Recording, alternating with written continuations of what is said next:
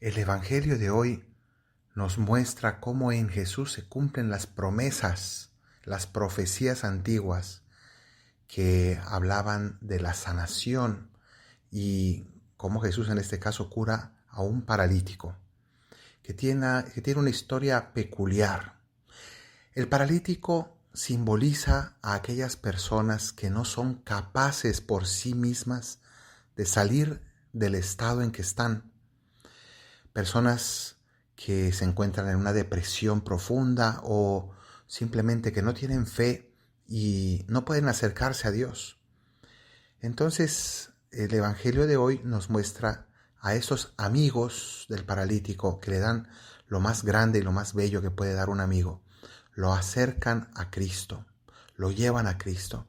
Y este paralítico no hizo nada, no pidió nada, no dijo nada.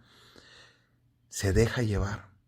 Entonces lo cargan y lo llevan a aquella casa donde Jesús está predicando la palabra. Esa casa donde Jesús predica la palabra es la iglesia. Es un símbolo de la iglesia. Y ahí lo acercan, pero no son capaces de entrar. Se encuentran que está demasiado lleno, que la puerta está bloqueada. Y ante esa dificultad ellos abren el techo para introducir al paralítico, descolgarlo desde arriba.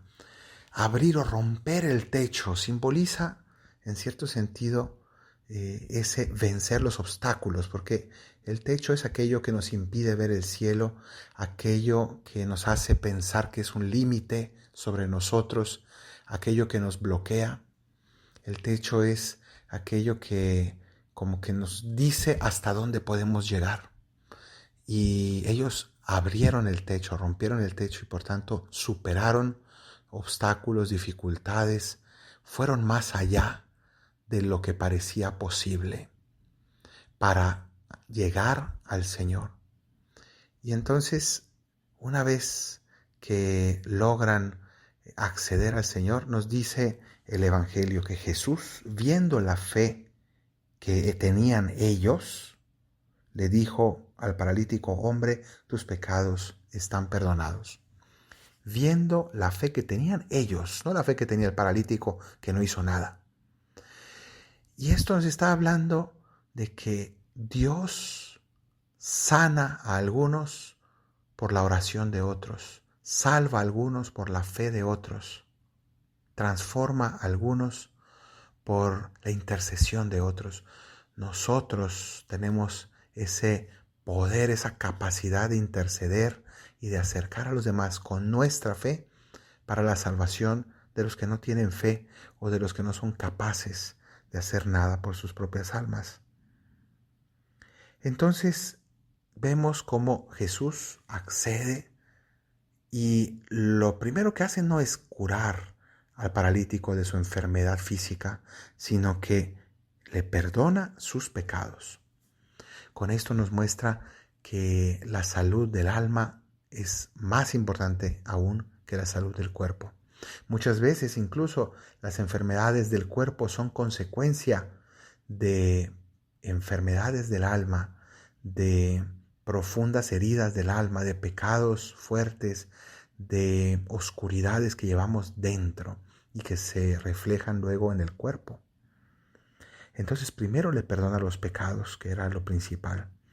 Pero esto hace que lo critiquen a Jesús y empiezan a preguntar: ¿quién puede perdonar pecados sino solo Dios? ¿Quién puede perdonar pecados? Esa es la misma pregunta que aún hoy se hacen muchos hacia la iglesia. Muchos no creen que dentro de esa casa donde Jesús predica la palabra, que es la Iglesia Católica, se puedan perdonar los pecados. Y entonces Jesús, leyendo sus pensamientos, les replicó: ¿qué piensan en su interior? ¿Qué es más fácil? ¿Decir tus pecados quedan perdonados? ¿O decir levántate y anda? Y entonces hace el milagro, sana al paralítico para demostrar que Él tiene poder, para que vean que el Hijo del Hombre tiene poder de perdonar pecados. Y podríamos añadir, para que veamos que dentro de la casa donde Él predica la palabra, Él ha transmitido el poder de perdonar los pecados. Así lo dijo a sus apóstoles: reciban el Espíritu Santo, a quienes ustedes perdonen los pecados, les quedarán perdonados. La iglesia tiene capacidad de Cristo, de perdonar en nombre de Cristo, no en su propio nombre, perdonar los pecados. Entonces, estas lecciones que nos da hoy el Señor son fundamentales. Su iglesia tiene poder de perdonar pecados. La sanación del alma va antes que la sanación del cuerpo. Y sobre todo, tenemos capacidad con nuestra fe de salvar a otros que no tienen fe.